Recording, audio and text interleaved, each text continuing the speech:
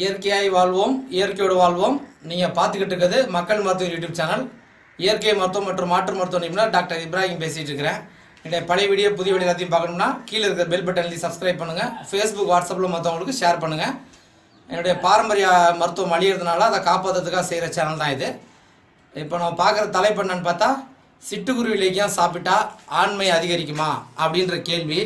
சில பேர் எனக்கு ஃபோனில் கேட்குறாங்க, வாட்ஸ்அப்லேயும் மெசேஜ் போடுறாங்க, அந்த மாதிரி எது லேகியம்லாம் விற்கிதான்னு. சில பேர் குறிப்பிட்டு சொல்கிறாங்க சிட்டுக்குருவி லேகியம் அப்படின்ட்டு. அது உண்மையிலேயே சிட்டுக்குருவி வச்சு பண்ணுறாங்களா இல்லை சிட்டுக்குருவி பேரை வச்சு ஏதோ மூலிகைகள் வச்சு பண்ணுறாங்களா என்னன்னு எனக்கு அதை பற்றி தகவல் தெரியல. ஆனாலும் கூட லேகியம் அப்படின்ற ஒன்று ஆண்மை குறைவுக்காகவோ பெண்களுடைய மலட்டுத்தன்மைக்காகவோ சாப்பிட்டா அது வீட்டில் தயாரிக்கிறதா இருந்தால் சரி. மற்றபடி வெளியிலேருந்து ஒரு பொருள் வாங்கி அது லேகியம்னு சாப்பிட்டா அதை நம்ம இயற்கை மருத்துவமோ மாற்று மருத்துவமோ அதை ஏற்றுக்கிறதில்ல. என்ன காரணம்னு கேட்டால், என்னதான் லேகியங்கள் அப்படின்னு சொல்லி அவங்க நாங்கள் இயற்கையை வச்சு பண்ணியிருக்கோன்னு சொன்னாலும் கூட அதை ப்ரிசர்வேட்டிவ், கலர் ஏஜென்ட்டு, அப்புறம் அதோடைய அந்த டேஸ்ட் மேக்கர், இந்த மாதிரி ஏதோ ஒன்று அதில் சேர்த்து அதை அவங்க பேக்கிங் பண்ணல அப்படின்னா அது கண்டிப்பாக கெட்டு போயிடும்.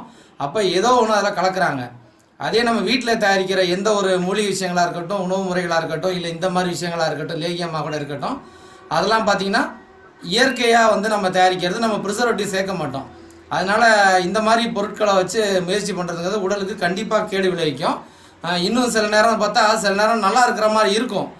சாதாரணமாக ஒரு 5 நிமிஷம் தாம்பத்தியத்தில் இருக்கிறவங்க ஒரு 15 நிமிஷம் பண்ணுறாங்க அப்படின்னா நல்ல விஷயமா இருக்கலாம். ஆனால் பின்னாடி ஒரு 30-40 வயசுக்கு பின்னாடி பார்த்தீங்கன்னா அவங்க உடம்பை போட்டு ரொம்ப உதைக்க ஆரம்பிச்சிடும். என்னன்னா, இளம் வயசில் இந்த மாதிரி தேவையில்லாத பாக்கெட் பொருட்களை பயன்படுத்தும் போது அது பிற்காலங்களில் பாதிப்படையும். அதனால் இயற்கையான பொருட்கள் மூலமாக ஆண்மை குறைவுக்கோ இல்லை பெண்களுடைய மலட்டுத்தன்மைக்கோ தீர்வு காணும் மொழியை இந்த மாதிரி லேகியங்கள் மூலமாகவோ மருந்து மாத்திரைகள் மூலமாகவோ வேறு இன்ஜெக்ஷன் மூலமாகவோ எடுத்துக்கிறதுங்கிறது ஒரு ஆரோக்கியமான விஷயம் கிடையாது.